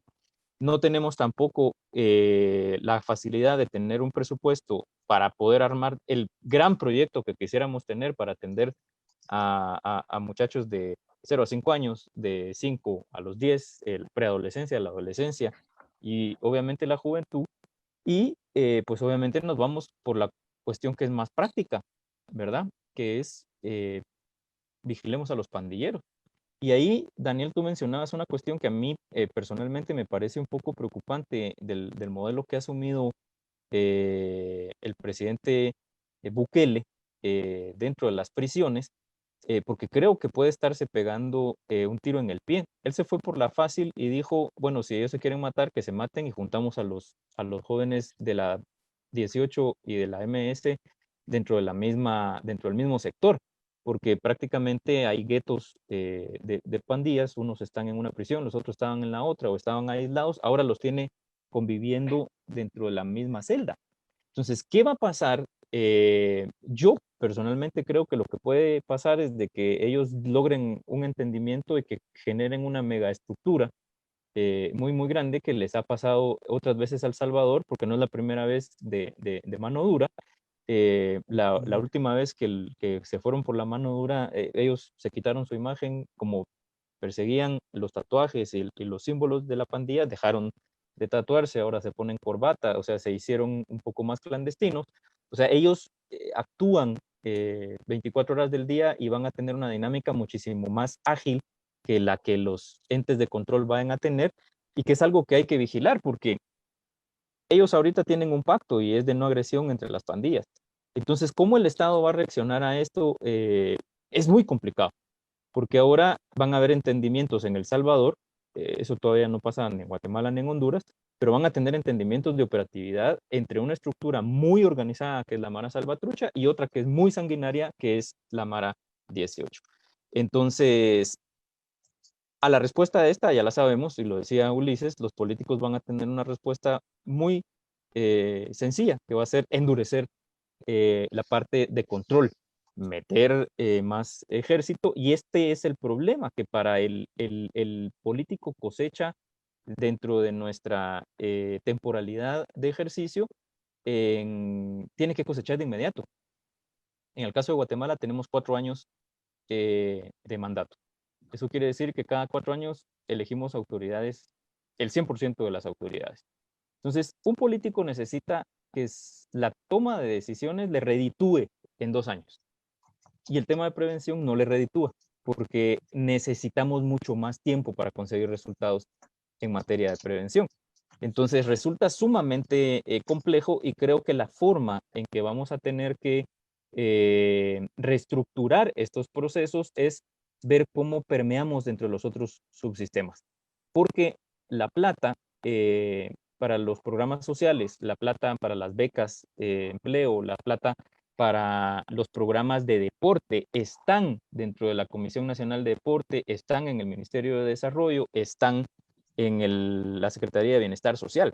Ahora, la parte más urgente es cómo nos especializamos como preventólogos, entre comillas, porque se ha usado esa frase, pero me cae muy mal, pero cómo nos especializamos los preventólogos para transversalizar la prevención de la violencia, porque la prevención de violencia no va a dejar de ser necesaria. Definitivamente no hay otro camino más que erradicar las causas para que el problema se vaya enderezando. Ahora bien, y este es un tema que lo mencionaba, ¿cómo lo aterrizamos? Y ese es el problema, ¿cómo hacemos que las comunidades en este proceso de COVID, que no se pueden hablar, no se pueden tocar, y lo decía Ulises, ¿no? La gente ahora tiene miedo y ve al vecino como lo veía en los tiempos de la guerra que vivimos en Guatemala, lo ve como la amenaza. Entonces la gente vuelve otra vez a su proceso de encierro, vuelve a su proceso de ver a todo el mundo como el enemigo que le puede provocar COVID. ¿Y cómo vamos a hacer para que estas dinámicas se reestructuren dentro de la comunidad? ¿Cómo le vamos a hacer para que los vínculos sociales y comunitarios se restablezcan con este temor? ¿Y cómo le vamos a hacer para que los financiamientos que existen dentro de los presupuestos se pongan al servicio de la prevención con una visión de mediano y largo plazo? Sí es posible, nosotros encontramos algunos trucos por ahí que tiene que ver más con convencer la voluntad política del tomador de decisiones, y esto es clave. Si yo convenzo al tomador de decisiones de que esto le va a servir en su imagen, empieza a invertir en procesos. Además, no es tampoco que el ministro de Desarrollo Social o el ministro de Educación sean especialistas en materia de prevención, entonces tampoco están pensando en su función dentro de la prevención. Entonces es muy fácil orientarlos y guiarlos para decir, vea, este programa que usted tiene para darle dinero a las niñas que han quedado embarazadas menores de 14 años es prevención de violencia.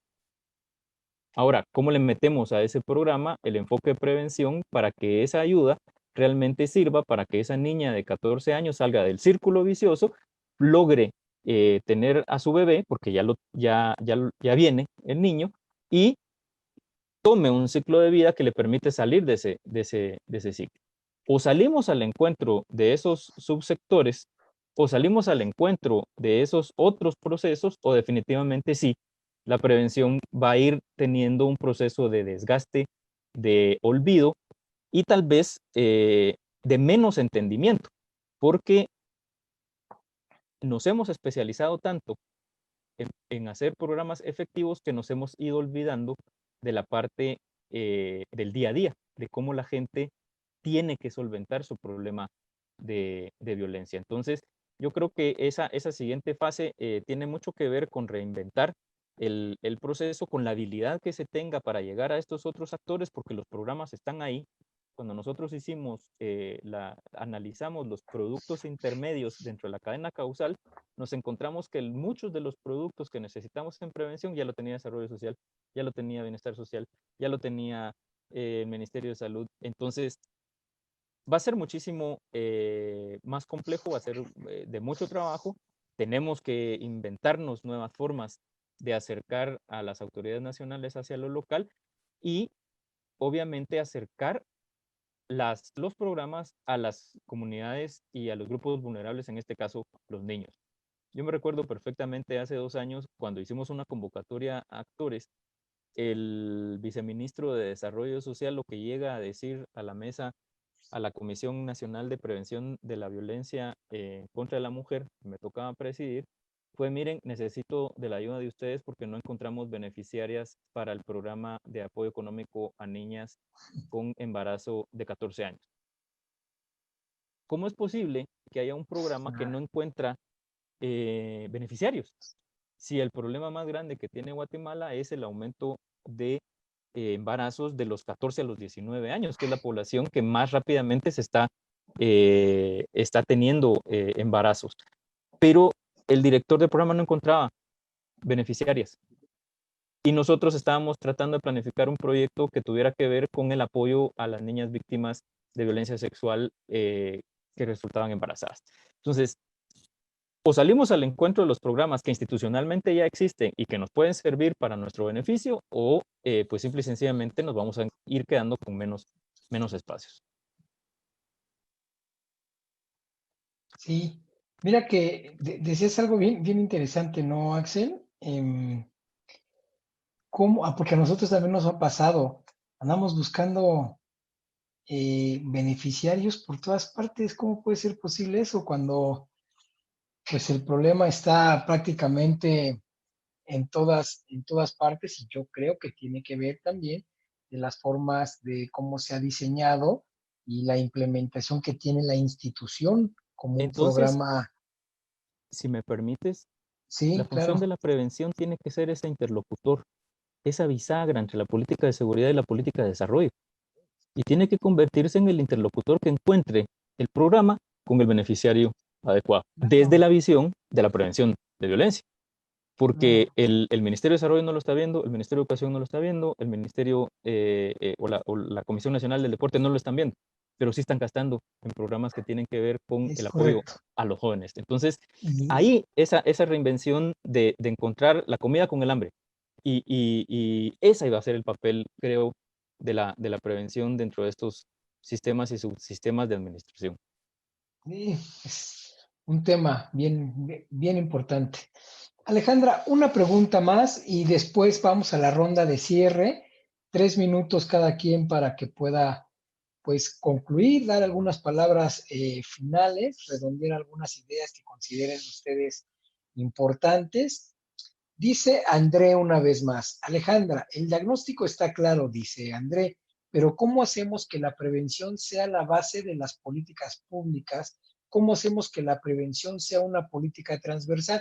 Un poco ligado a lo que decía Axel, en el sentido de en qué momento podemos diferenciar a la política social y cómo esa política social se convierte en prevención del delito ya focalizada. Alejandra, ¿qué opinas?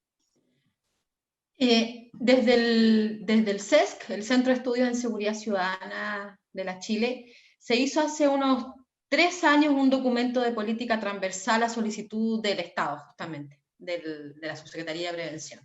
Una especie de hoja de ruta para responder un poco a esta pregunta y a lo que plantea también Axel, cómo hacer esta ligación. En nuestro trabajo ahí en el centro nosotros nos dimos cuenta de que un gran problema que se enfrenta para articular a los sectores es que los sectores de políticas sociales no están llamados a perseguir delincuentes. Entonces no se convocan, no se sienten convocados a políticas de prevención del delito. Entonces me parece súper bien el énfasis que hace Axel en su planteamiento en términos de hablar, y que también lo hace Ulises, de las violencias.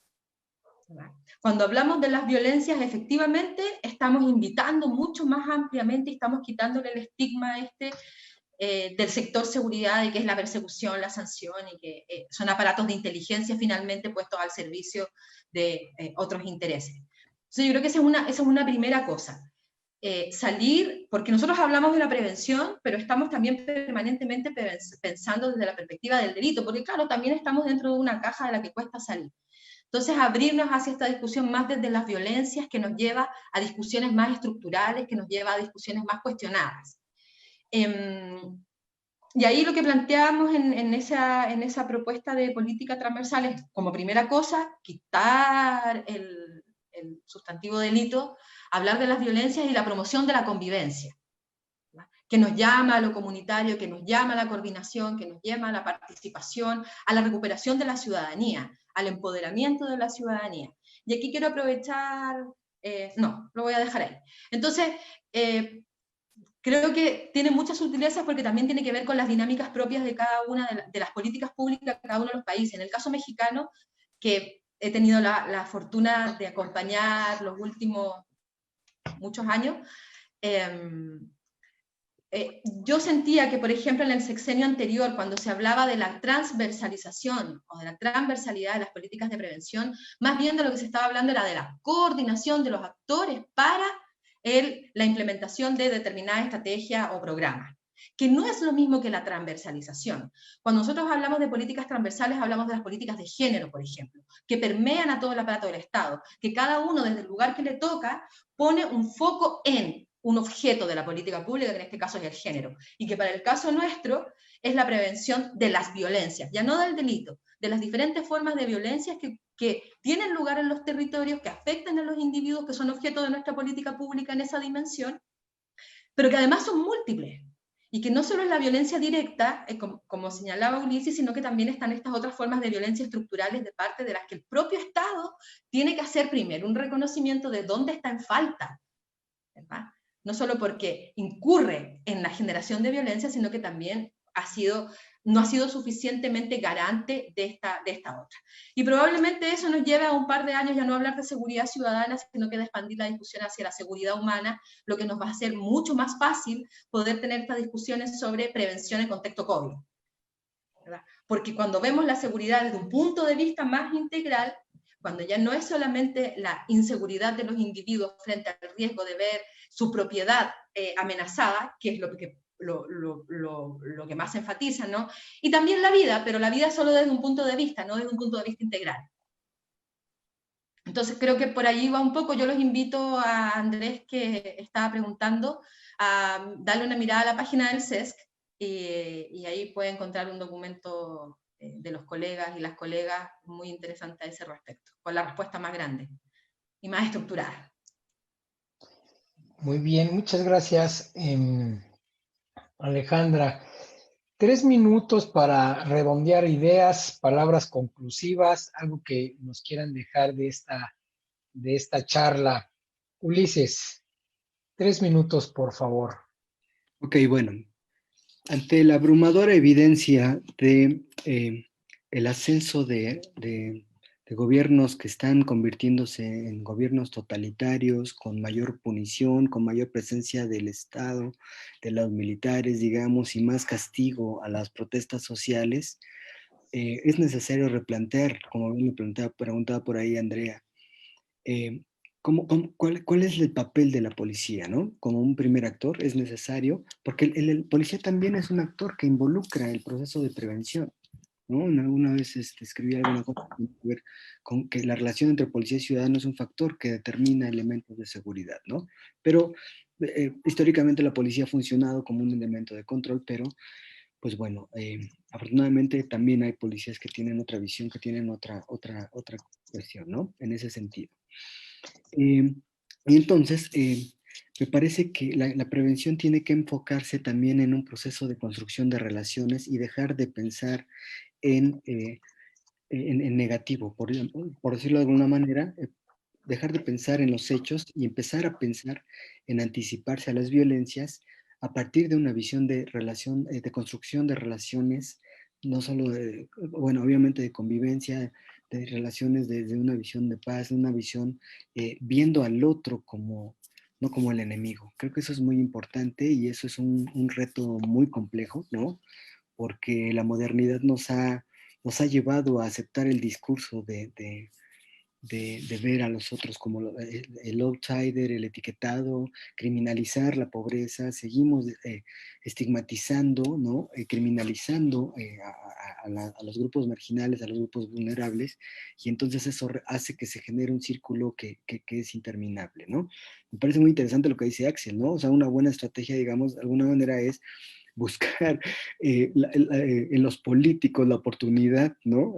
Ante esta situación, es decir, se tiene que trabajar de manera contraria, ¿no? Es decir, buscar las oportunidades de los huecos o vacíos políticos para implementar y apoyar esto, ¿no? Desgraciadamente, en muchos países el problema del tiempo a veces impide, hay determinados tiempos que determinan la implementación de los proyectos y no es posible generar sinergia. Algunas me tocó participar en procesos donde diversas instituciones iban a hacer un plan en común y terminaban peleadas políticamente, ¿no? Entonces hay que también ser muy estrategas, tener cierta calidad moral, política, etcétera, para poder conjuntar a los diversos actores involucrados, incluyendo obviamente siempre pues a la sociedad civil, ¿no? Sí creo que hay que dirigirnos más y empezar a pensar más en seguridad humana, con todo lo que conlleve, con todos estos procesos que van haciendo, y creo que se tiene que repensar el paradigma de la prevención. Creo que hay que ya transformarlo, me parece que hay que dejar de pensar solo en ciertos tipos, ciertos lenguajes. Hace tiempo bromeábamos, los compañeros que estábamos aquí en la mesa, bromeábamos de que cada determinado tiempo se ponen de moda conceptos, ¿no? Ahorita el concepto es evidencias, un tiempo fueron indicadores, etcétera. Entonces, me parece que hay que adaptarnos y hay que rebasar los discursos y empezar a atender las realidades para poder enfrentar. Siempre me pregunto que si la prevención valdrá la pena, se los he preguntado a mis tres amigos que están ahí en el panel, y siempre creo que a final de cuentas, em, si no se hace prevención, o sea, se tiene que hacer prevención.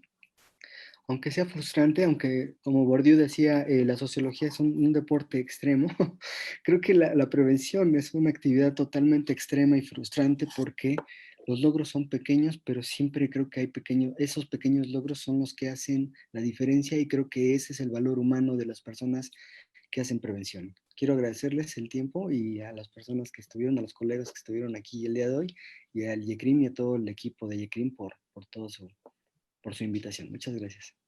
Gracias, Ulises. Axel, cuéntanos, 3 minutos. Tienes tu micrófono Sí, apagado. ahí estamos. Perfecto.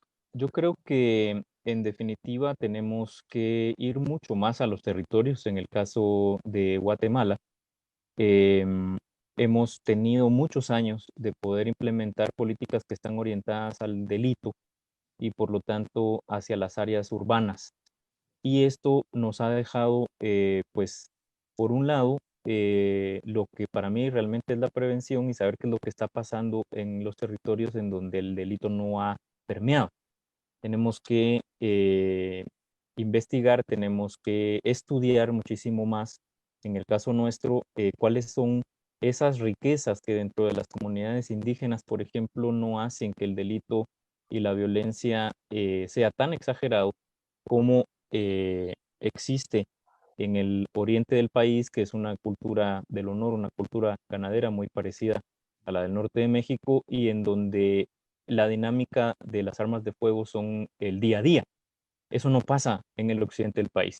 O sea, ¿cuáles son los valores culturales? ¿Cuáles son los valores de armonía social que hacen de que estas comunidades tengan una familia un poco más ampliada, una familia que va más allá de la comunidad y que hace de que los muchachos ni se metan a pandillas ni se metan a crimen organizado? Sí hay que revisar un poquito el tema ahí de la violencia intrafamiliar, que no sabemos bien cómo funciona, y precisamente por lo que tú decías, es un registro administrativo y a veces los registros nos engañan porque la gente no tiene acceso a ellos. Imagínense ustedes, en el caso de Guatemala, que tenemos prácticamente 2 meses de que la Corte Suprema de Justicia decretó el cierre de los tribunales. Entonces ahí, pues obviamente los problemas se van a ver reducidos en cuanto al registro administrativo. Pero creo que si vamos un poco a lo comunitario, si vamos un poco más al fortalecimiento de las autoridades locales para el manejo del tema, creo que vamos a tener un éxito muchísimo más grande de lo que pueda suceder con las políticas nacionales, porque en la comunidad todo se vive de una forma más directa, se tiene un contacto muchísimo más directo con su alcalde, con la policía del área, y se tiene la facultad de que los procesos duren un poquito más. O sea, lo mencionaba Ulises, yo hace 14 años empecé como facilitador comunitario en el interior del país, en Guatemala, y al día de hoy todavía al Facebook o donde me encuentren, me escriben personas que yo ayudé a organizar hace 14 años. Entonces, y me dicen, mire, muchísimas gracias, queremos mandarle fotos de la actividad esta de deporte que hicimos, como la que hicimos hace, se recuerda cuando, o sea, cuando los procesos realmente se logran permear dentro de la comunidad, dentro del modelo de gestión de la dinámica social del municipio, de la aldea, ahí tenemos mejores resultados. Entonces, de repente, voltear a ver a los procesos de empoderamiento de las municipalidades, proyectos que tienen que ver con ayudar a las municipalidades en su proceso de gestión administrativa, de enseñarles a diseñar proyectos que vayan encaminados a la prevención, de fortalecer los vínculos positivos entre las organizaciones comunitarias y de formar procesos de mediano y largo plazo, en donde la gente sea la que decida el modelo que quiere implementar, creo que es muchísimo más enriquecedor, es mucho más a largo plazo y es algo que, a diferencia de la política nacional, no deja un mal sabor de boca dentro de la prevención, porque uno entra ahí en dinámicas que son muy agradecidas y en donde uno puede ver los resultados en forma muchísimo más directa. Entonces yo creo que por ahí tenemos que entrarle al fortalecimiento de las capacidades de policía. Ahorita se habla de la policía orientada a resolución de problemas, que lo he estado leyendo yo últimamente ahí en México, y me pregunto yo qué es esto de la policía orientada a la resolución de problemas. El cambio de modelo es tan constante, creo que nos puede meter en un problema. Es quedarnos en el modelo de policía comunitaria, policía de acercamiento, etcétera. Creo que es clave enseñarle un poco más a las policías que se deben a su comunidad, más que ser sus guardianes y protectores, que son parte del mecanismo de prevención, de los controles naturales, etcétera, y de realmente fortalecer los vínculos en donde la autoridad es uno más, que tiene un rol, pero no es el superior de, como lastimosamente tendemos en Latinoamérica, ¿verdad? O sea, tratamos de ver a la autoridad como en un estrato superior, y eso es lo que realmente genera el problema. Y para esto, pues obviamente un fortalecimiento de la visión de las organizaciones de sociedad civil que le entren un poco también al tema de la toma de decisiones basada en evidencia. A mí sí me preocupa mucho de que por moda las organizaciones se metan al tema de prevención y resulten haciendo disparates que complican más el relacionamiento a veces y que no tienen sustento de evidencia dentro de sus intervenciones. Entonces, hay que invertirle a la especialización de las organizaciones de sociedad civil, hay que invertirle a los mandos medios, tanto policiales como de autoridad local, y obviamente al trabajo un poquito más aterrizado en territorio. Muy bien, pues el gran reto, ponerle dinero a la prevención. Es verdad, acá en México en el 2012, cuando se creó el PRONAPRED, el Programa Nacional de Prevención Social de las Violencias y el Delito, en donde se le asignó un recurso para poder implementar este sistema de prevención, pues, curiosamente efervecieron especialistas y sociedades civiles dedicadas a la prevención del delito. Y bueno, se hizo un coto de poder para los presidentes municipales, esa parte de prevención del delito, y se politizó terriblemente y las implementaciones eran verdaderamente un caos. Pero hay que invertirle, pero hay que generar controles también, yo creo, importante para la forma en la que se ejerce el recurso. Alejandra, 3 minutos, por favor. 3 minutos y contando. Tengo la intención de usar mis 3 minutos en un sentido muy optimista, porque he sido muy pesimista respecto del panorama. La cruda realidad lo es.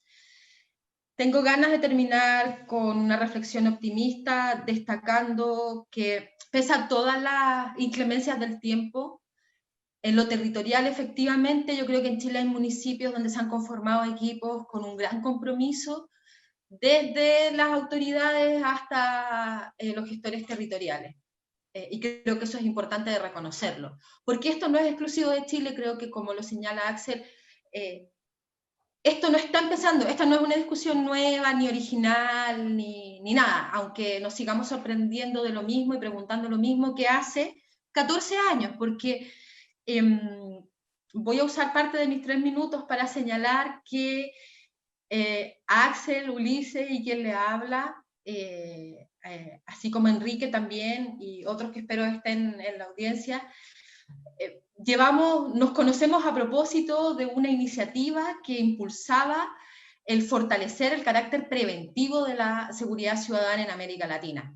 Más comunidad, más prevención, se llamaba, el programa era su nombre de fantasía, desde el año 2005 hasta el 2013 nos acompañó y formó mucha gente que está hoy día, que ya no somos profesionales jóvenes como éramos en la época en que integrábamos el programa, pero que sí hemos ido dejando algún legado pequeño, alguna semillita de duda, de desconfianza, de cuestionamiento.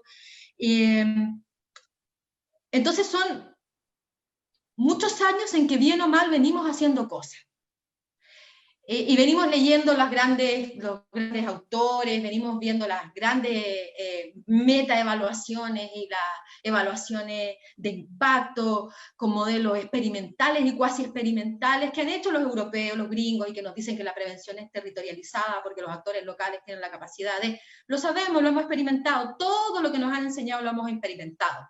Creo que es tiempo, y sigo siendo optimista, de llevar esta reflexión a nosotros, bueno, ¿qué es lo que nos ha servido de lo que hemos experimentado? Pero ya en serio, más allá de decirnos, bien, estamos trabajando súper bien, has hecho un esfuerzo importante, ya en serio, ¿qué es lo que sirve y qué es lo que no sirve? ¿Cuál de todos estos modelos, la policía orientada a problemas, es de 1970? ¿Ya? Es una herramienta de trabajo más. México está implementando un nuevo modelo policial. ¿Qué diablos? Si ya no hay nuevos modelos policiales, ya no existen, ya es el mismo que le damos 500 vueltas por delante, por detrás, como cuando ya no quieres lavar la ropa y te la cambias de posición nomás. Pero, ¿qué es lo que nos queda ahora? Ya, 20 años haciendo y deshaciendo. Seamos autocríticos. Hemos formado un montón de gente desde las universidades que estamos involucradas en el tema. Hemos asistido a un montón de seminarios, charlas, foros, talleres de trabajo. ¿Cuál es la raya para la suma? Ya sabemos que la política no es gran colaboradora, ya sabemos que el populismo penal, ya sabemos que todavía no estamos evaluando. Ya, procesos, con suerte. No es imposible mostrar resultados en prevención, solo que hay que invertir también en eso. Se pueden hacer evaluaciones que muestren resultados, pero ¿quién pone la plata para eso? Y acabo de consumir mis 3 minutos. Se están haciendo cosas, creo que habemos muchos que tenemos un compromiso de trabajo, no solo por la prevención de las violencias, sino que por los derechos humanos, por la equidad de género y por un montón de otras causas que finalmente son las que están moviendo a América Latina en un proceso de cuestionamiento, ¿verdad? Y el COVID, que es el que nos convoca hoy día, no es más que la agudización de todas estas contradicciones que nos lleva a ver de la precariedad de nuestro Estado, de la precariedad de nuestras convicciones, y que en realidad esas convicciones que tenemos tan arraigadas de pronto son un lujo.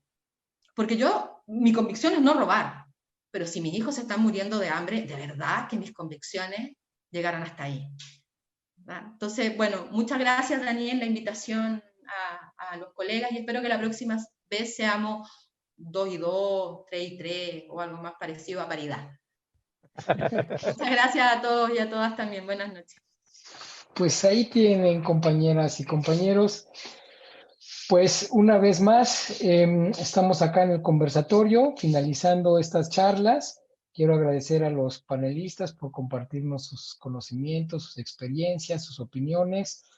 Y bueno, pues nos vemos la próxima semana.